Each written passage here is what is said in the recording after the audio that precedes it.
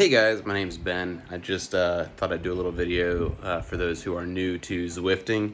I just started doing it myself about 3 months ago, and I just want to show you kind of my quick and easy setup that I've got going on here.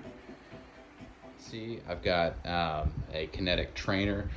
What I have done is paid the $50 for the little smart communicator, and there's a little magnet that goes into the hole here on your Kinetic trainer, and it just communicates to the sensor here.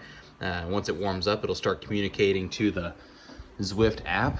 I've got my bike set up, I got a fan, and I'm currently using an Apple TV with the Zwift program, and we'll see how it goes. Once we get on the bike, let it warm up for a little bit. Now I'm going to go into the Zwift app, and it's pretty easy. So it's connected to my InRide.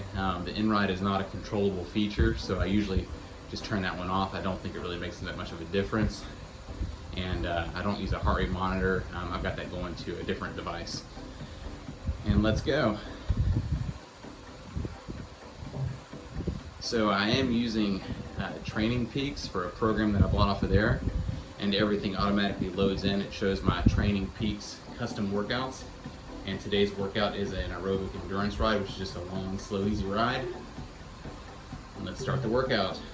We're going to ride in Richmond today, which is kind of a fun course. And that's about it. It's slowly kind of catching up with my InRide device. I have compared the InRide to a Stages crank. They're pretty similar. The InRide tends to lag a little bit, but otherwise it's pretty on.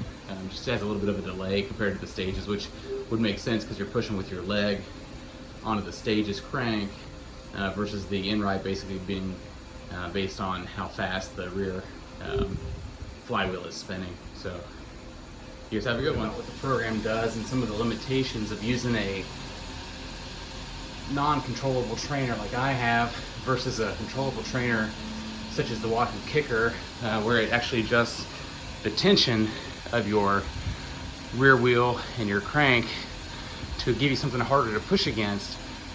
For example, right now I'm at a 6% grade, but my trainer feels no different than if I was on a flat grade. However, if you had a controllable device, you'd be pushing a lot harder down on your crank and have to change gears more. One thing the program does do is drastically slow down my speed.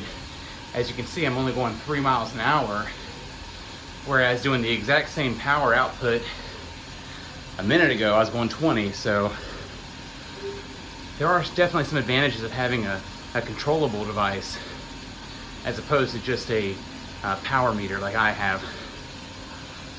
So one other thing I did want to mention about specifically the Kinetic InRide device is that if you don't have your flywheel tightened tight enough, sometimes it will give you falsely elevated readings. When I first started using it, I was getting readings probably 60 watts higher than what I actually was doing, and didn't realize it until I started using the Kinetic trainer as well as a Stages crank, and found out once I tightened the trainer tight enough, I had no issues with any type of abnormal readings. But otherwise, it's been a great device. It's a relatively inexpensive way to get onto the Zwift app without having to buy one of the more expensive trainers, especially if you already have a Kinetic fluid trainer. You can just add the InRide device. So I hope this was informative, and have a great day.